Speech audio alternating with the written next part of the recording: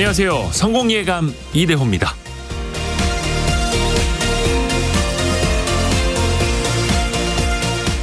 (2023년) 최저임금을 정하기 위한 최저임금위원회가 어렵게 어제 첫 회의를 열었습니다. 과거에도 순탄하지 않았듯이 이번에도 첫 회의부터 고성이 오가는 등 신경전이 치열했는데요. 9,620원으로 동결하자. 아니다.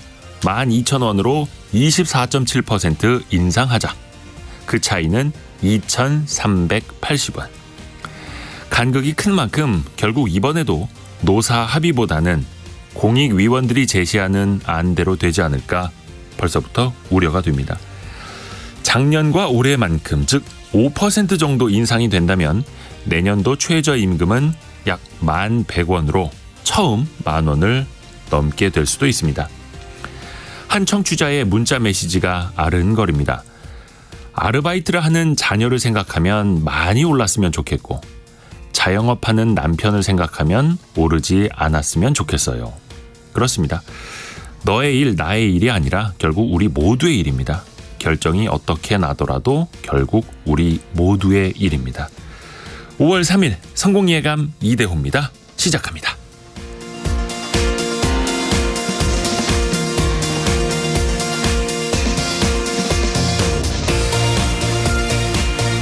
안녕하세요. Y스트릿 이대호 편집장입니다. 3810님이 오늘도 편집장님 화이팅 하세요라고 9시 땡 되자마자 문자 메시지 보내주셨네요. 고맙습니다. 경제상식 퀴즈가 아직 나가지도 않았는데 정답을 보내주고 계시는 분들도 감사드립니다.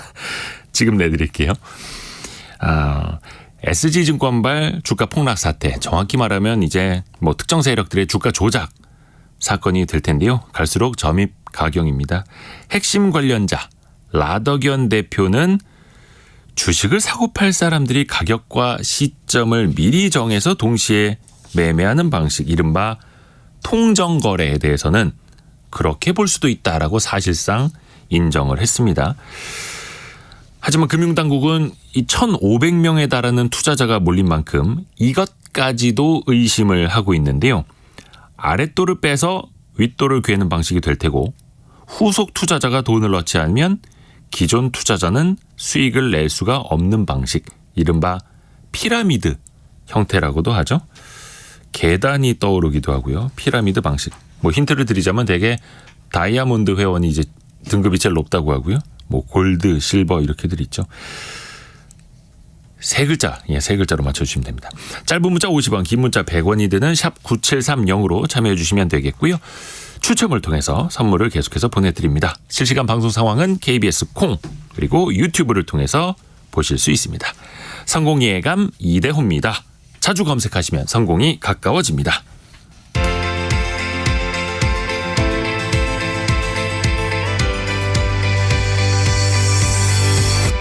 KBS 1라디오 성공예감 이대호입니다.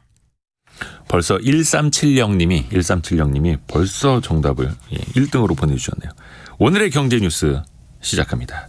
알고란의 고란 경제 전문 기자, 한국경제신문 강영현 기자. 어서 오세요. 네, 안녕하세요. 고란 기자 아이템부터 들어보죠. 네, 전세 얘기를 해볼 텐데요. 아파트 전세 가격이 2년 전보다 하락한 곳이 60%가 넘는다라고 합니다. 게다가 전세가 시장이 안 좋으니까 매매 시장도 역시나 안 좋고 분양 시장도 안 좋은데요. 1분기 전국 아파트를 봤더니 2채 중 1채, 그러니까 절반가량이 초기 분양에 실패했습니다. 또 하나는 씁쓸한 소식인데요. 소액 생계비 대출 한 달 만에 143억 원을 돌파했습니다.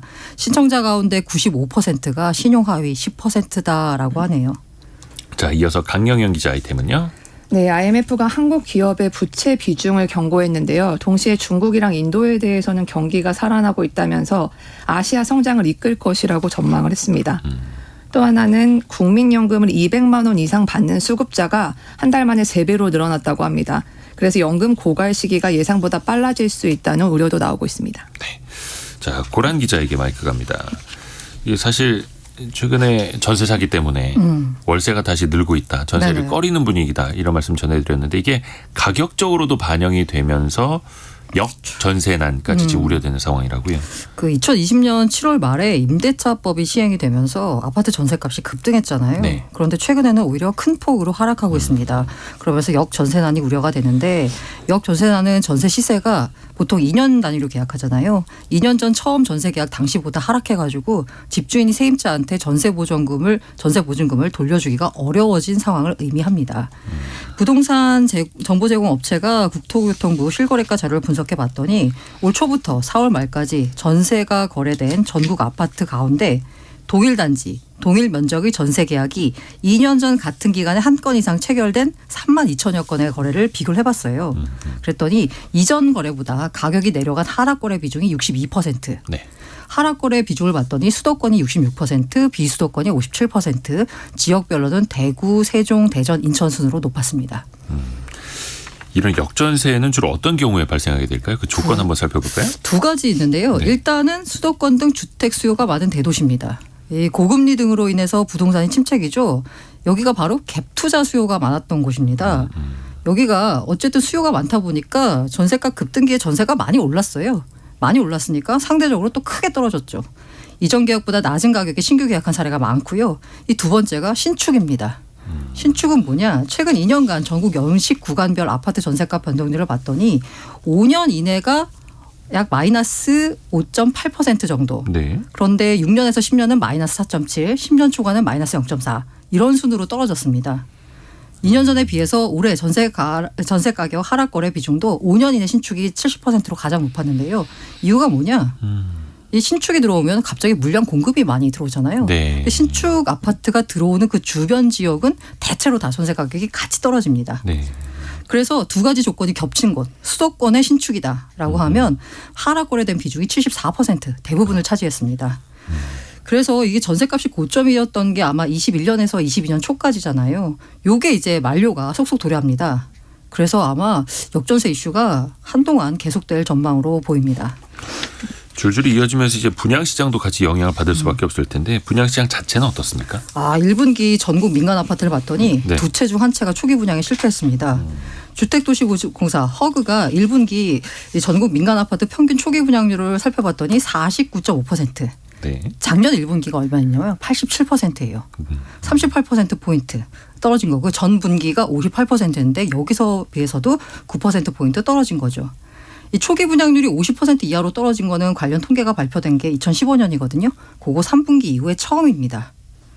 이 초기 분양률은 뭐냐면 분양 개실 이후에 경과 기간이 3개월 초과 6개월 이하인 총 분양 가구수 대비 계약 체결 가구수를 집계한 비율인데요. 매 분기 분양 가구수 30가구 이상 아파트를 전수조사에 산출하는데 서울 아파트 초기 분양률은 전분기 20%에서 1분기에는 98%로 큰 폭으로 올랐습니다. 그런데 네. 지방이 문제죠. 대구 같은 경우에요. 전분기가 26%였거든요. 네. 그런데 1분기에는 1.4%입니다. 완전히 안 됐다는 얘기죠. 분양에 나선 가구가 100가구였는데 이 중에 한 가구만 겨우 6개월 이내 계약이 이루어진 셈이다라고 보면 되고요. 강원, 충북, 충남, 전주, 전남, 경북 모두 하락했고요. 반면에 부산, 대주, 대전 등은 상승했습니다. 이게 또 그렇게 보면 이제 집을 사려는 사람들이 상대적으로 이제 줄고 있다 이렇게 해석할 수도 있을 텐데 그러면 대부분 집을 살 때는 대출을 일으키게 되는데 네네. 이러면 가계 대출도 줄어들게 됩니까? 그렇죠. 가계대출은 사실 경제 규모가 커지면 자연스럽게 약간 늘어나는 거거든요. 네. 그런데 주요 은행의 가계대출 잔액을 봤더니 16개월 연속으로 줄어들고 있습니다. 이유는 뭐냐 말씀하신 대로 돈 빌려서 집 사는 거 요거 요새는 좀 안 하고 있거든요. 네. 5대 은행 기준으로 봤더니 지난달 말 기준으로 가계대출 잔액이 677조. 지난 3월 말보다 3조 원가량 줄었습니다. 지난해 1월부터 가계대출은 감소세를 보이고 있어요. 이 가계대출이 줄어들고 그리고 금리가 약간 안정세를 쳤다 보니까 어제 기준으로 보니까 주담대 변동금리 상단이 5.842%, 하단이 4.09. 조금만 있으면 아마 3%대도 진입할 수 있을 것 같습니다. 전세대출 경우에는 변동금리 하단이 3.69%로 내려왔고요. 전세자금 대출도 8개월 연속 감소세입니다. 앞서 말씀하신 대로 월세로 돌리는 경우가 많기 때문에 아예 네. 전세자금 대출을 안 받는 거죠. 전세대출 지난달 말 기준 잔액을 보니까 125조 원 정도인데 전달보다 1조 7천억 가량 줄었습니다. 앞으로도 이제 전세 사기 이어지고 뭐 고금리, 부동산 침체 대출 감소세는 이어질 거다라는 게 금융권의 중론입니다. 자, 강영현 기자에게 마이크 갑니다. IMF 비롯해서 국제 이런 공신력 있는 기관들이 가계부채를 지적하는 건 굉장히 자주 듣는 이야기인데 이번에는 기업의 부채를 지적하는 이야기도 나왔어요. 네, 어저께 아시아 지역 경제 전망이라는 보고서를 IMF가 발표했는데요. 네. 여기서 아시아 지역의 기업들이 코로나19 팬데믹에서 벗어나는 과정에서 부채와 취약성이 증가했다고 판단을 했습니다. 특히 한국 같은 경우가 중국, 인도, 인도네시아, 태국 등과 함께 기업 부채 20%가 한 개 기업에 집중된 것으로 분류됐습니다. 한 개의 기업. 어떤 것을 말하는지 그 정의도 좀 부탁드립니다. 네, 한국 기업이 이자 보상 비율, 그러니까 ICR이라고 하는데요. 이게 100% 미만인 기업입니다. 100% 아래라고 하면은 영업이익으로 이자 비용을 충당할 수 없다는 의미가 됩니다. IMF는 이를 두고서 부실 위험이 있는 것으로 간주되는 기업이라고 표현했는데요. 산업별로 보면 공업, 부동산, 건설 부문의 한 개 기업 부채 집중이 20% 안팎으로 역사적인 평균보다 상당히 높은 것으로 나타났습니다. 여기 이제 중소기업 같은 경우에는 일부 지역에서 데이터에 잡히지 않는 것을 감안하면 상황이 더 심각하다고 분석하고 있고요. 그러니까 벌어서 빚 갚기도 어려운 기업들, 한계에 내몰린 기업들, 한 개의 기업.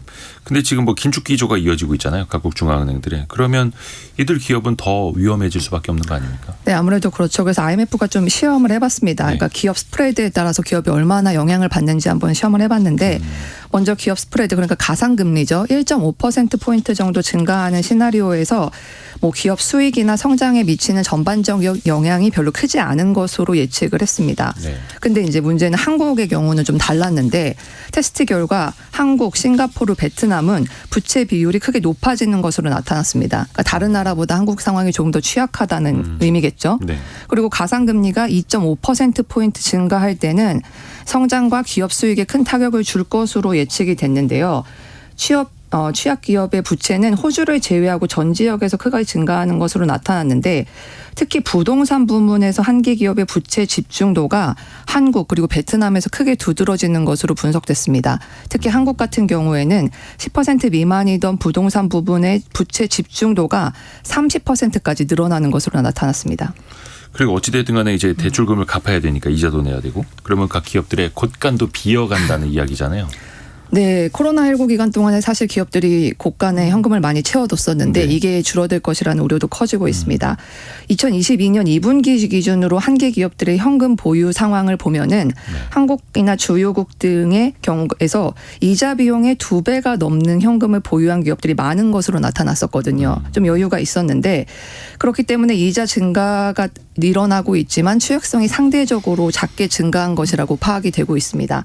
근데 이제부터는 현금이 빠르게 줄어들 것이라는 우려가 나오는데 이익이 빠르게 증가하지 않는다면 네. 현금 보유량이 고갈될 것으로 IMF는 우려를 하고 있습니다. 그래서 일본이랑 싱가포르를 제외한 아시아 퍼시픽 국가에서 현금 보유량이 연간 이자 비용의 2배를 넘는 기업의 비중이 절반 이하로 줄어들 것이라고 IMF가 예상을 했습니다. 쌓아놓은 현금이 빠르게 고갈되면서 취약성이 드러날 것이란 얘기입니다. 긴축의 시대에 참 기업들도 고군분투하고 있습니다.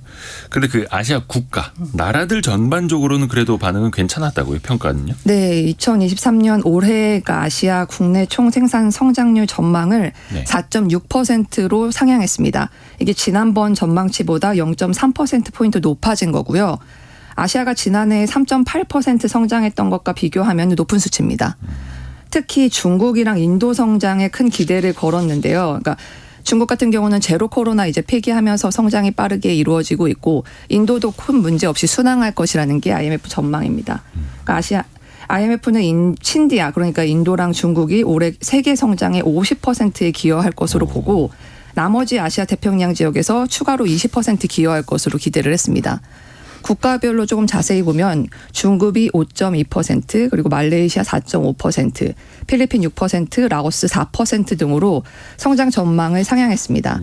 인도는 소폭 하향하긴 했는데요. 그래도 5.9% 성장할 것으로 봤고요. 이제 한국 같은 경우는 1.7%에서 1.5%로 전망치를 하향했습니다. 아이고. 아시아 국가들이 세계 성장을 이끌 것이다. 여기까지는 좋은데 우리는 빠져. 한국에 대한 성장률 전망치는 뭐 계속 낮아지고 있습니다. 1.5%요. 올해죠, 올해. 자, 고란 기자. 취약계층에게 최대 100만 원까지 빌려주는 그 소액 생계비 대출 나왔는데 이게 많은 분들이 찾고 계시네요. 출시 한 달 만에 143억 원 돌파했습니다. 예. 이 소액 생계비 대출이 뭐냐면 신용 평점 하위 20% 이하이면서 연소득 3,500만 원 이하인 금융 취약계층에게 최소 50만 원, 최대 100만 원 빌려주는 정책 금융 상품입니다. 이게 금리가 연 15%대예요. 고금리입니다. 그럼에도 불구하고 이 돈마저 급한 분들이 수요가 엄청 많이 몰린 겁니다. 금융위원회 서민금융진흥원 통계를 봤더니요. 3월 27일 소액 생계비 대출이 출시된 이후에 지난달 26일까지 약 한 달간 대출 신청이 2만 3천 명이었고요. 대출 금액은 총 143억 원. 1인당 평균 한 61만 원 정도 대출 받았습니다. 50만 원 대출권은 18,000여 건 정도 됐고요. 어디다 썼나 봤더니 주거비, 의료비 등 특정 자금 용도가 증빙돼서 50만 원 초과 대출이 나간 게 5,500건 정도 있고요. 이게 다시 말하면 뭐냐? 당장 50만 원도 빌릴 곳이 없어가지고 그 정책금융 상품을 찾았다라는 의미죠. 주거비, 의료비 진짜 급한데. 근데 연 15%대 금리를 주고서라도 평균 61만 원 빌리려는 분들이 이렇게 많다라는 거. 그러면 당연히 이거 제도를 좀 확대해야 되지 않겠느냐 이런 목소리가 나올 법한데 이게 그러면 가능은 할까요? 일단 정치권 중심으로요. 이거 너무 한도가 낮다. 좀 높이자. 그리고 금리도 15.9 이거 너무 높다. 낮추자라는 주장이 나오고 있습니다. 그런데 사실 돈을 쓰는 건 금융당국이잖아요. 나라 돈이죠. 네. 대출 나라 돈은 아닙니다. 정확히 말하면. 네. 대출 한도를 높이면 소액 생계비 대출 재원을 늘려야 되잖아요. 네. 이 재원을 또 어디서 갖고 올 거야? 그리고 도덕적 해이를 부추길 수 있다라는 우려도 있습니다. 자, 아까 재원이 나라 돈이라고 하는데 정확히 말하면 나라 돈은 아니고요. 은행권 기부금 500억 원, 캠포 기부금 500억 원을 재원으로 공급 재원을 늘릴 계획입니다. 뭐 어떻게 말하면 은행 팔비 틀어가지고 또 나오느냐라고 하지만 사회공헌. 네. 좋은 말로 하면 이제 사회공헌. 네. 돈 많이 버니까 사회공헌 해야죠. 네. 근데 이게 하루에 평균적으로 한 5억에서 6억 원씩 대출이 나가는 지금 추세 감안하면요. 연말 되기 이전에 아마 재원 조기 소진될 것 같다라는 전망입니다. 그래서 금융당국은 일단은 전 금융권과 협의입니다. 네. 협의해서 국민행복기금 초과 회수금을 기부받아서 640억 원의 재원을 추가 마련할 계획입니다. 추가 마련 협의. 네. 추가 마련 협의 강제 아니고. 근데 결론은 이렇게 좀 보이기도 합니다. 내야죠. 뭐 1조씩 버는데. 은행들도. 네. 그래서 사회공헌 많이 하는 거고.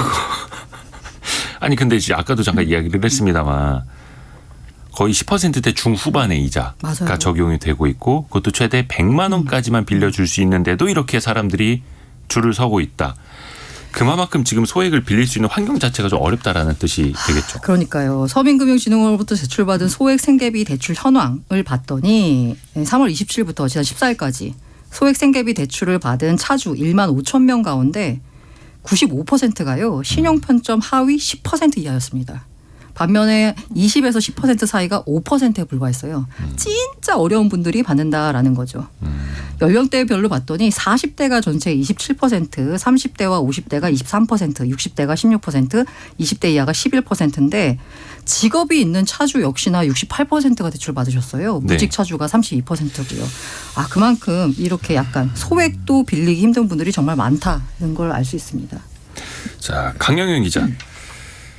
조금 이제 반대되는 소식인데 국민연금을 한 달에 200만 원 이상 받는 분들이 좀 많이 늘었네요.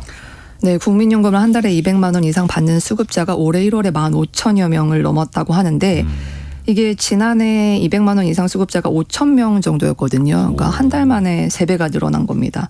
그러니까 이렇게 갑자기 늘어난 이유가 사실 이제 국민연금 지급액이 매년 물가 상승률을 반영해서 조정이 되거든요. 네. 그래서 지난해 고물가 여파에 따라서 올해 지급액이 지난해보다 5.1% 늘어난 결과라고 합니다. 네. 그러니까 외환위기 때인 1999년에 저희가 7.5% 오른 적이 있는데 이후 24년 만에 최대 인상률이고요. 이 때문에 이제 한 190만 원대 언저리 받으시던 분들이 아마 200만 원 넘어서면서 숫자가 확 늘어난 것 같습니다. 그러니까 문턱 효과가 좀 있었던 거네요. 네. 네.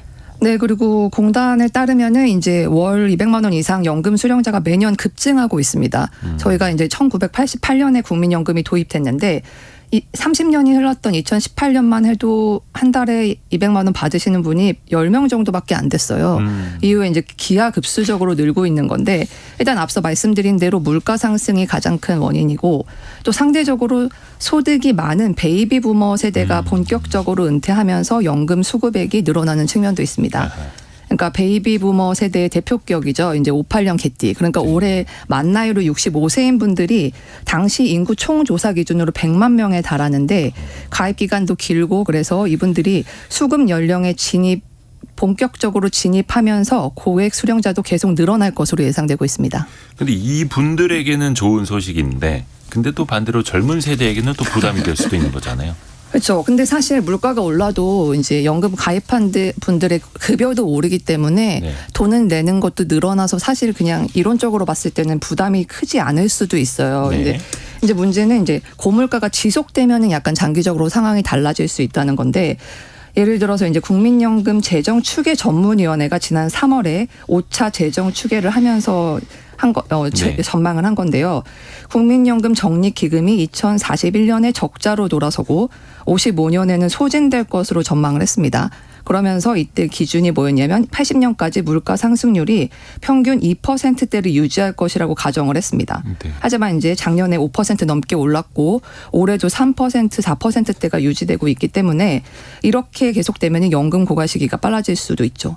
그리고 더 사실 더 큰 문제는 고령화죠. 그렇죠. 예, 아무래도 고물가 플러스 이제 고령화까지 오면은 더 충격이 커질 수 있는 건데 올해 기준으로 국민연금 가입자 대비 수급자 비율이 24%입니다. 네. 이게 무슨 말이냐면 가입자 100명당 수급자가 24명이라는 얘기인데요. 예. 2050년에는 이 비율이 100%를 넘어섭니다. 그리고 2080년에는 143%까지 늘어날 전망입니다. 그러니까 물가 상승으로 보험료 수입이 늘어나는 폭보다 수급액의 증가폭이 더 커질 가능성이 높다는 겁니다. 그래서 우리나라도 뭐 국회 연금개혁 특위도 설치가 되고 이제 서서히 논의에 속도를 좀 내고는 있는데 앞서서 연금개혁에 들어간 이제 프랑스 사례도 우리가 그래서 눈여겨보게 되잖아요. 그쪽 상황은 좀 어떻습니까? 네, 사실 연금 개혁은 모두 다 해야 된다는 걸 알지만 어느 정부도 어느 정권이 들어서도 쉽게 하지 못하는 건데요. 국민 전체가 이해 당사자이기 때문에 모두의 반발을 살 수 있기 때문이죠. 그렇죠. 그렇기 때문에 이제 프랑스에서 마크롱 대통령이 연금 개혁한다고 할 때 이게 찬반과는 상관없이 다들 놀라고 굉장히 용기 있는 행동이다라고 평가한 것도 사실 그것 때문이었습니다. 네. 근데 지금 상황은 그런 용기에도 불구하고 쉽진 않아 보이는데요. 그러니까 국내적으로 시위와 갈등이 이어지는 것은 물론이고 이 때문에 세계 3대 신용평가사 가운데 한 곳인 피치가 프랑스의 신용 등급을 AA에서 AA-, 그러니까 한 단계 강등하는 결과가 나왔습니다. 피치는 유로존 2대 경제 대국인 프랑스가 연금 개혁을 둘러싼 갈등으로 사회적 정치적 불안 상태에 놓여 있어서 정부의 재정 개선 노력이 약화할 것으로 우려를 했고요. 또 이런 갈등이 나아가서 확장적인 재정 정책을 가져오거나 또 기존에 행했던 개혁 정책을 역행할 수 있는 결과를 만들어낼 수 있다고도 우려했습니다. 오늘 두 분 통해서 뭐 빌리는 돈, 나중에 연금으로 받게 되는 돈, 그 돌아가는 흐름 잘 들어봤습니다. 알고란의 고란 경제전문기자, 한국경제신문 강영현 기자였습니다. 고맙습니다. 네, 감사합니다.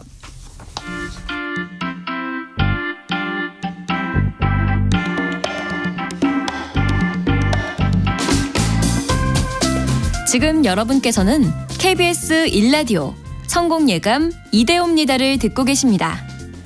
참여해주신 여러분께는 추첨을 통해 헬시 허그에서 한국인의 건강한 두피에서 찾아낸 두피 유래 유산균을, 판촉물 전문 그룹 기프코에서 텀블러 세트를, 아름다운 식탁 창조 주비푸드에서 자연에서 갈아 만든 생와사비를, 쉽고 빠른 판촉물 제작 시너지 기프트에서 LED 튜브 스탠드를, 그리고 성공예감에서 준비한 커피 쿠폰을 보내드립니다.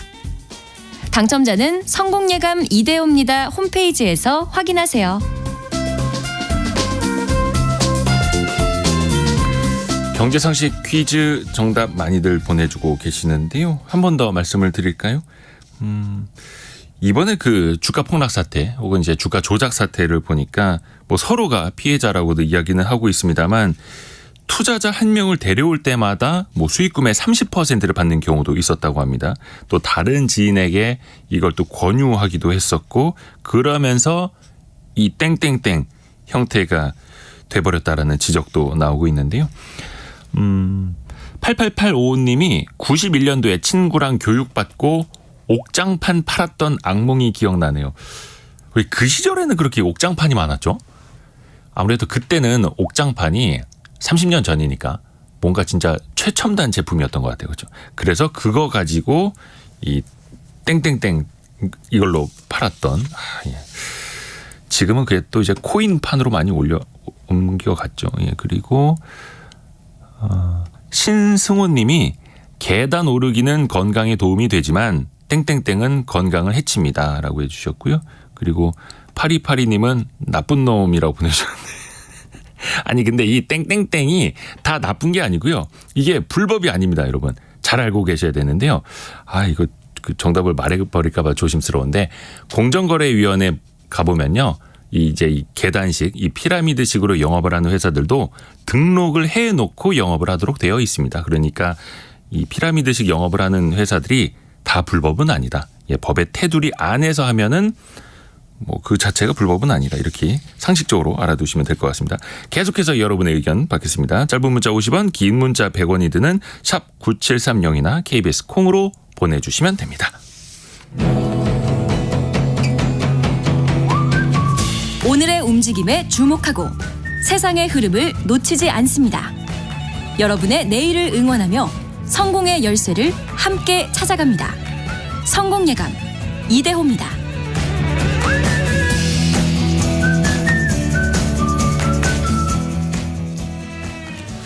펀드를 통해서 투자하시는 분들 많이 늘고 있는데 왠지 조금 멀게 느껴지는 펀드도 좀 있습니다.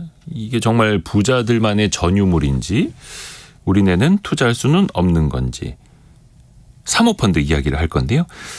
소수의 투자자에게 자본을 받아서 소위 돈 될 곳에 투자하는 사모펀드, 공모펀드랑은 다르게 소규모 인원을 대상으로 비공개적으로 자금을 모으고 운용하는 걸 말하는데요. 최근에 보니까 모 사모펀드 운용사 회장이 국내 부자 1위에 오르기도 했죠. 그런데 이제 일반인들에게는 좀 접근성이 떨어지기도 하고 또 위험한 요소가 있기도 하고요. 그래서 이 사모펀드에 대해서 오늘 한번 제대로 배워볼게요. 동국대 경영학과 윤선중 교수입니다. 교수님 안녕하세요. 네, 안녕하세요. 동국대학교의 윤선중입니다. 네, 반갑습니다. 그 지난해 사모펀드 총 자산 규모 보니까 566조 원. 거의 뭐 공모펀드의 거의 2배 이르기도 하더라고요. 근데 여기 보니까 뭐 최근에 김, 뭐 수출 많아진다고 하는데 김을 만드는 회사에 투자하기도 하고요. 다양한 것 같습니다. 이 사모펀드들이 주로 돈이 향하는 곳, 그들이 돈을 투입하는 곳, 어떤 곳들이 있을까요?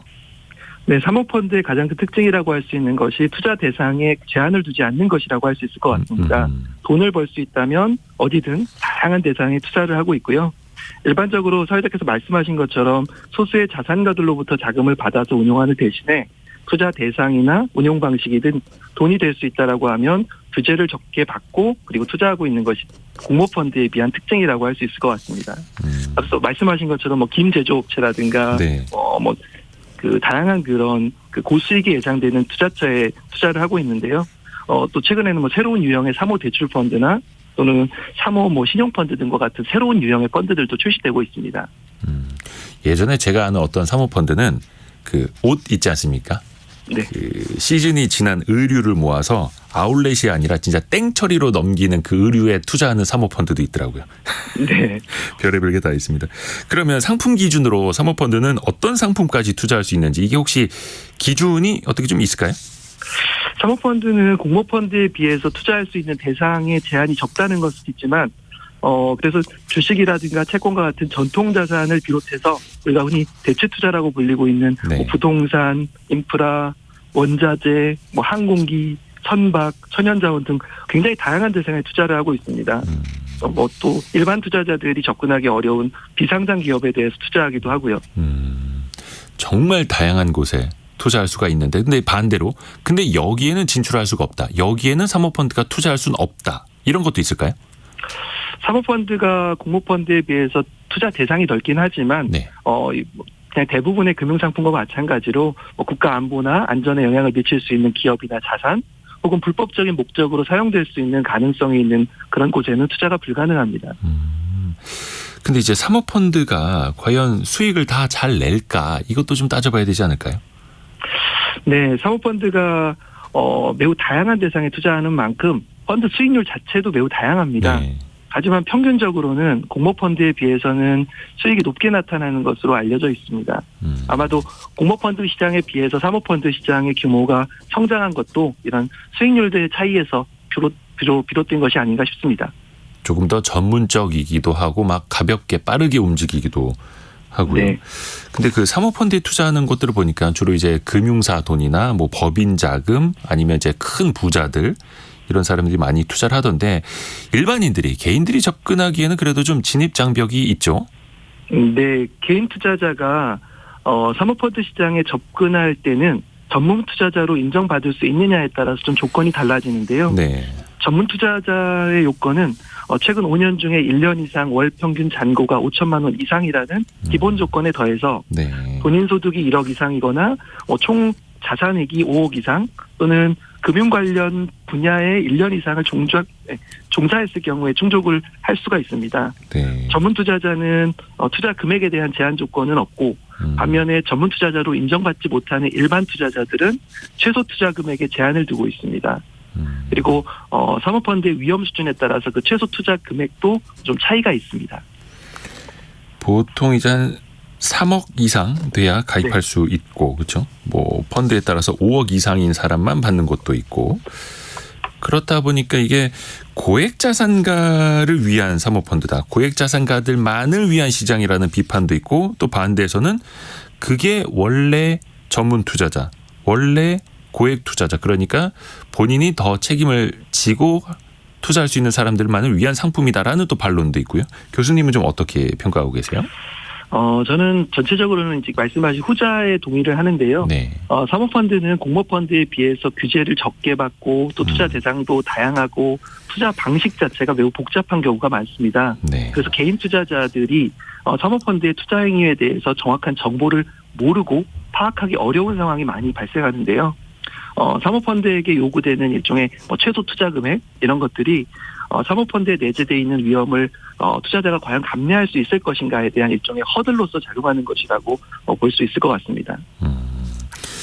근데 이제 규제가 상대적으로 적다. 그게 이제 사모펀드의 강점이자 또 하나의 리스크 요인일 수도 있을 텐데 예전에 그 옵티머스 사태나 라임 사모펀드 사태를 보면은 그때부터 이제 좀 사모펀드에 대한 인식도 좀 안 좋아졌고 신뢰도 좀 무너지지 않았습니까? 그 직전에 최소 가입 금액을 정부에서 사모펀드 활성화하겠다면서 5억에서 1억 원으로 낮추면서 그렇죠. 막 서민들도 많이 가입을 하게 됐고 그러면서 이게 전 재산을 투자를 했는데 내가 길거리에 나앉게 됐다. 이런 말들도 많이 나왔었고 투자를 할 때 어떤 위험, 어떤 리스크까지 좀 고려해야 될지도 좀 말씀 부탁드립니다.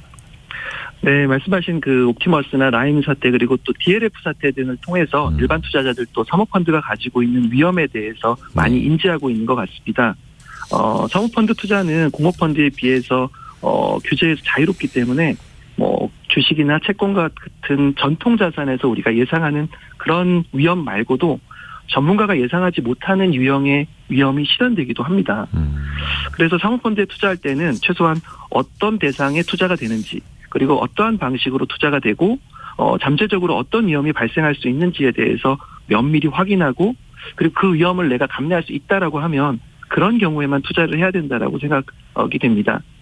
과거에 그 사모펀드 사태를 기억을 해보시게 되면 네. 투자자가 손실을 입은 경우들은 대부분 투자자들이 나중에 사후적으로 어떤 곳에 투자했고 어떤 방식으로 투자했는지를 모르는 경우가 다반사였습니다. 그래서 이제 사실 그래서 많은 금융회사들이 불안전 판매나 설명 의무 위반을 가지고서 제재를 받은 사례들이 있는데요. 사실 정확한 설명을 하지 못한 금융회사들도 문제가 있지만 잘 모르는 상품에 투자했던 투자자들의 문제도 함께 지적할 수 있을 것 같습니다. 또 사모펀드는 이른바 그 블라인드 펀드라고 해서 투자자들한테 어디에 투자할지 정해지지 않은 상태에서 돈을 모으는 것도 있지 않습니까? 또 전문 투자자들이 아예 그렇게 믿고 맡기는 것도 사모펀드의 한 영역이기도 하고요. 그만큼 또 위험이 큰 만큼 그거를 또 감내하고 투자하는 게 사모펀드의 세상이기도 하고요. 근데 이제 개인 투자자들이 이제 많이 가입을 할 수 있는 게 쉽게 가입을 할 수 있는 게 공모펀드인데 이 공모펀드 시장은 갈수록 쪼그라들고 있지 않습니까?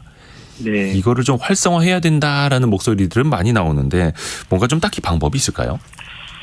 사실 공모펀드 시장을 뭐 인위적으로 활성화시켜야 된다라는 주장에는 지금 개인적으로는 동의를 하진 않는데요. 네. 그동안 투자자들의 자금 흐름을 보면 돈을 벌면 즉 돈이 되는 곳에는 자금이 모이게 됩니다. 네. 그동안 공모펀드 시장의 규모가 줄어든 거는 그동안 공모펀드 시장의 수익률이 워낙 저조했기 때문이라고 보는 게 맞는 것 같습니다. 아하.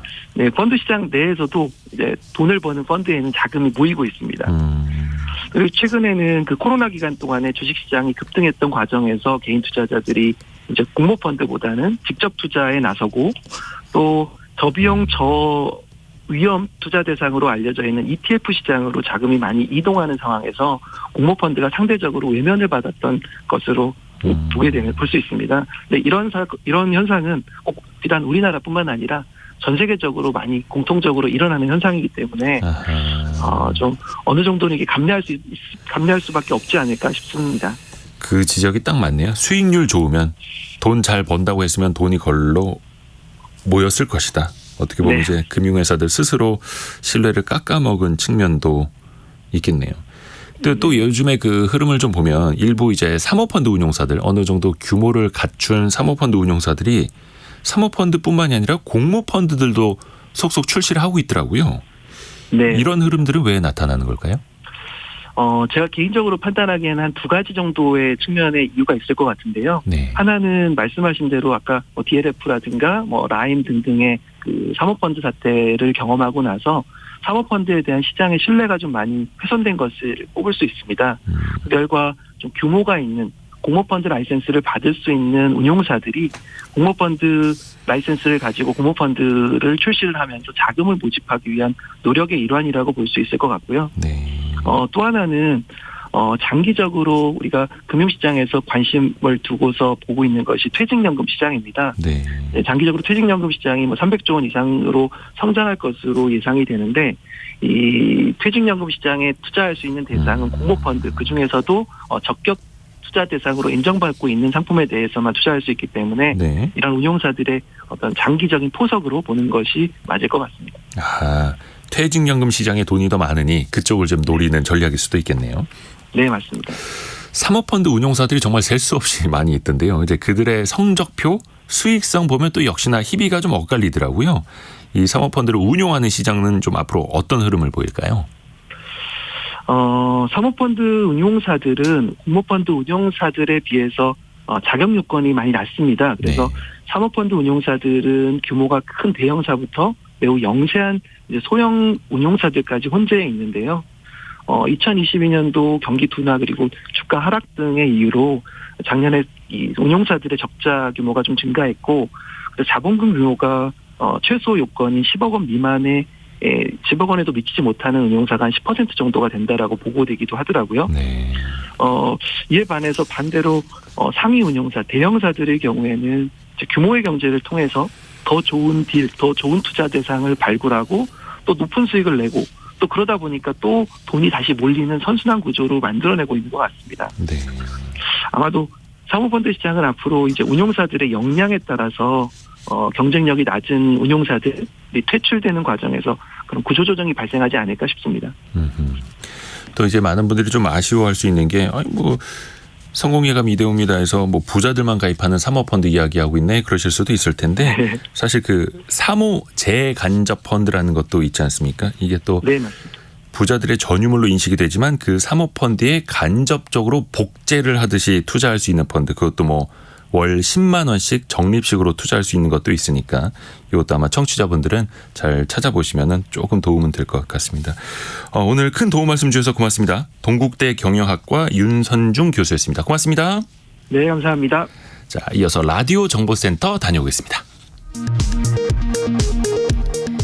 금융감독원이 소시에테 제네랄 증권발 주가 폭락 사태의 원인으로 거론되는 차익결제 거래 CFD와 관련해 키움증권에 대한 검사에 착수했습니다.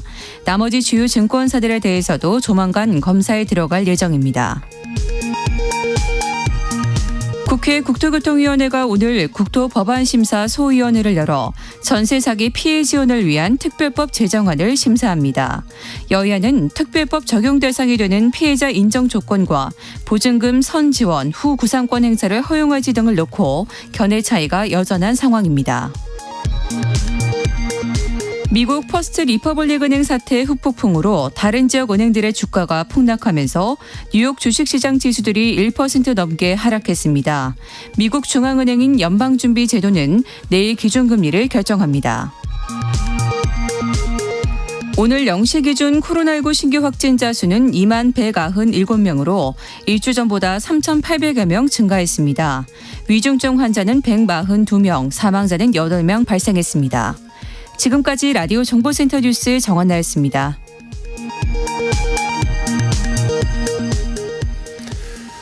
경제상식 퀴즈 많이들 정답 보내주셔서 감사드립니다. 그 관련된 사연도 많이 보내주고 계시는데요.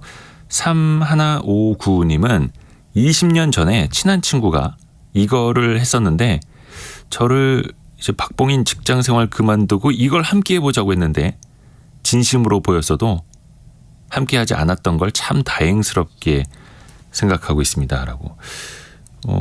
6488님도 대학교 2학년 때 선배가 갈 곳이 있다고 해서 따라갔는데 마트에서 1,000원에 파는 치약을 10,000원에 팔더라고요.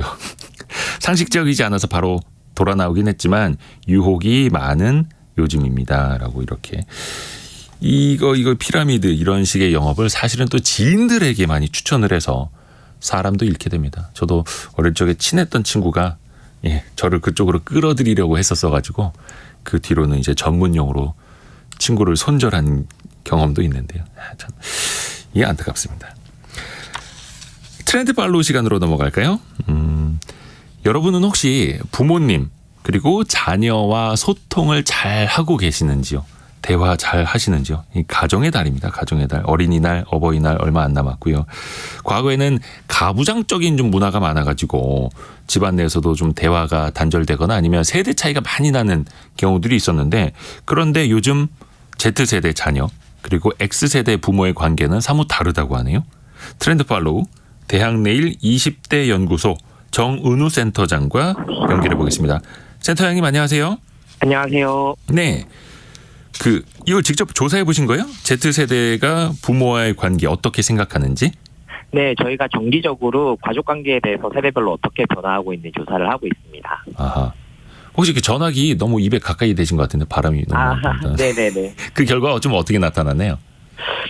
실제로 그 대학내 20대 연구소 조사 결과에 따르면 실제로 Z세대는 부모님과 굉장히 친하다고 생각하는 비율이 69.6%로 그 후기 밀레니얼이나 정기 밀레니얼들보다는 비교적 높게 나타났습니다. 실제로 말씀하신 것처럼 좀 다르게 나타났고요. 네. 좀 이채로웠던 거는 부모도 친구가 될 수 있다라고 생각하는 비율이 Z세대가 가장 높게 나타났습니다. 한 23.3% 정도로 나타났고요. 실제 조사 결과에서도 MZ세대 중에 가장 부모 세대 친밀도가 높은 것이 Z세대로 나타났는데, 이게 좀 흥미로운 게 이 전 세대 전반적으로 어머니와의 친밀도는 상당히 이제 세대가 공통적으로 높게 나타나는데 네. 아버지의 경우에 Z세대가 친밀도가 높게 나타나는 거가 굉장히 이채로웠습니다. 아, 그래요? 네. 저도 이제 중학교 들어간 딸하고 네네. 우리는 베스트 프렌드잖아라고 막 이야기를 하는데 딸은 그렇게 생각 안 하고 있는 것 같아요. 제가 주입식으로 네. 그렇게.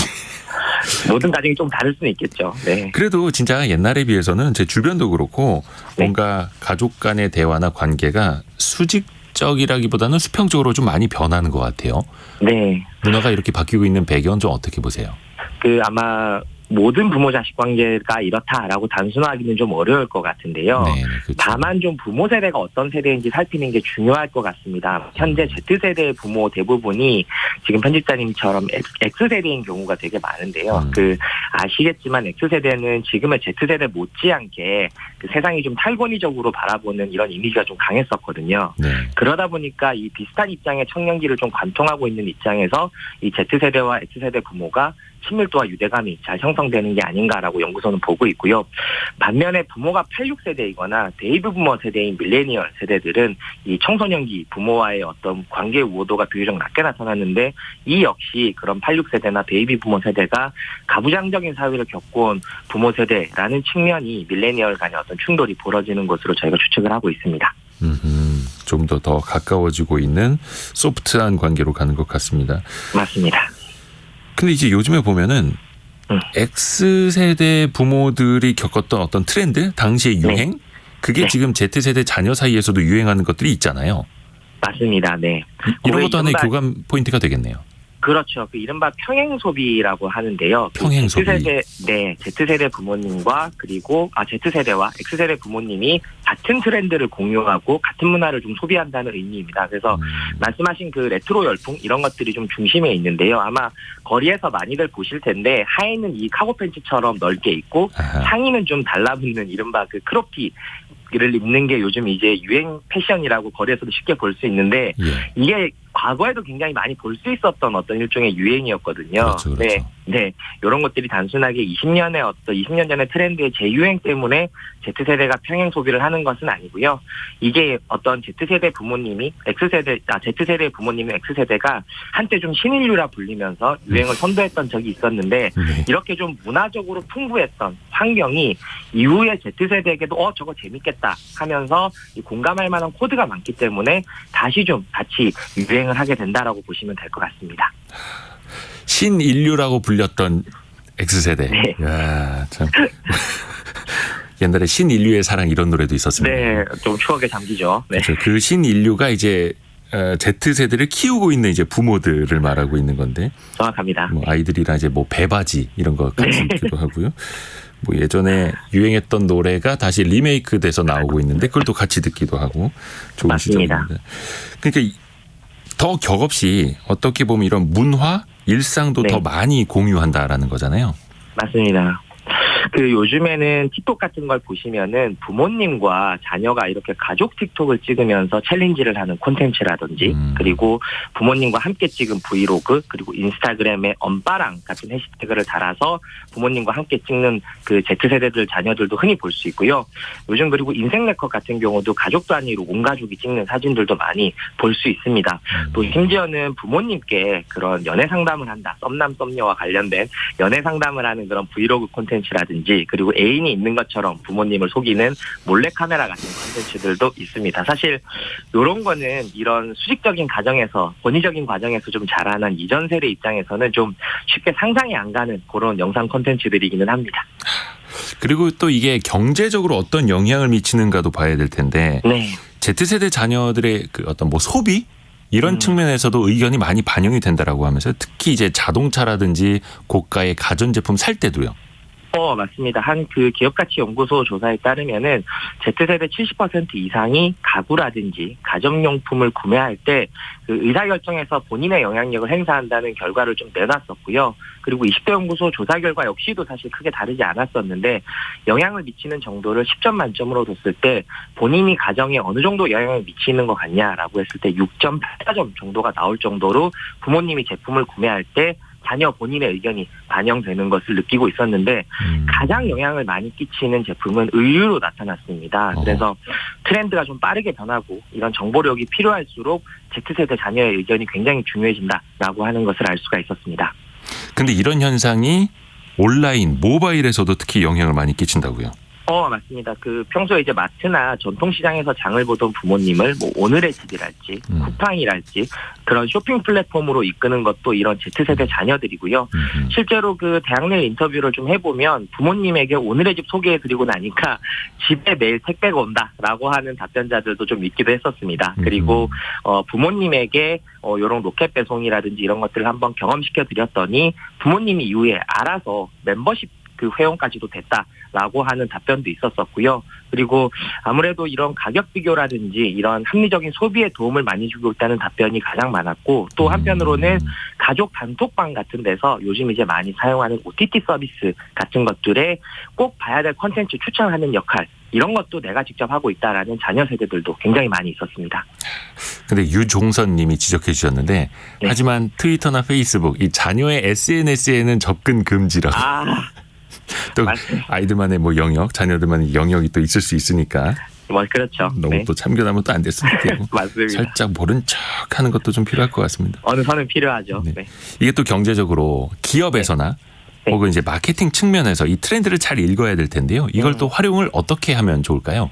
가장 중요한 것은 이 Z세대 자녀들의 어떤 소비자 동선을 좀 파악하실 필요가 있을 것 같습니다. 네. 유튜브를 중심으로 구매 전에 정보를 다양하게 수집한 후에 이렇게 모은 정보를 이제 부모 세대에게 전이 전파하는 거거든요. 그래서 앞서 구매 영향을 끼치는 것이 의류용품 같은 트렌드한 제품만 있는 게 아니라 집안에 필요한 가전제품이라든지 그리고 이사를 하면서 규모 같은 어떤 쇼파 같은 것들 이런 것들도 Z세대가 가격 비교를 해주고 구매 영향력을 끼치고 있기 때문에 높은 가격대의 어떤 마케팅 담당자라고 하더라도 Z세대와의 어떤 교감 이런 것들은 좀 염두에 두셔야 될 것 같습니다. 마지막으로 만약에 자영업자라면 이렇게 네. Z세대와 X세대를 동시에 사로잡을 수 있는 방법 뭐 없겠습니까? 아마 이제 가정의 달을 맞아서 이벤트 기획이 끝나신 분들도 있고 뭐 아직 좀 고민 중인 분들도 계실 텐데요. 네. 제가 한 가지 팁을 좀 공유드리면 예. 통상적으로 어떤 부모 자녀를 고려해서 기획하는 예를 들면 뭐 카네이션 주기 이벤트라든지 이런 것보다는 앞서 말씀드렸던 것처럼 Z세대일수록 부모를 친구에 넣는 범주 비율이 굉장히 크거든요. 그래서 Z세대 자녀들이 친구끼리 하는 이벤트 이런 것들을 기획하시는 게 오히려 더 자영업자분들이나 이런 분들한테 좀 더 도움이 되실 것 같습니다. 저는 이제 자녀와 참 친구가 되고 싶다라는 생각도 많이 하고 노력도 많이 하는데 반대로 부모님과 친구가 되고 싶다라는 생각은 왜 못했을까라는 반성도 하게 됩니다. 그래서 맞습니다. 이번 어버이날 때는 요즘에 그거 유행한다 하더라고요. 네. 부모님 자기소개서라고 해서 책자처럼 부모님한테 답변을 써달라고 해서 부모님과 자식을 이제 서로를 파악하고 추억을 이야기할 수 있는 그거 있다고 해서 저는 그거 주문해놨습니다. 맞아요. 네. 노력을 더 해야죠. 자녀들뿐만 아니라 부모님들께도. 대학내일 20대 연구소 정은우 센터장과 함께했습니다. 고맙습니다. 고맙습니다. 자, 저희는 잠시 후 2부에 미래 생활 사전 통해서 실리콘밸리에서 일어났던 좋은 일 말고 그쪽에서 이어지고 있는 사기 사건을 오늘 한번 재밌게 파보겠습니다. 잠시 뉴스 듣고 10시 5분에 돌아옵니다.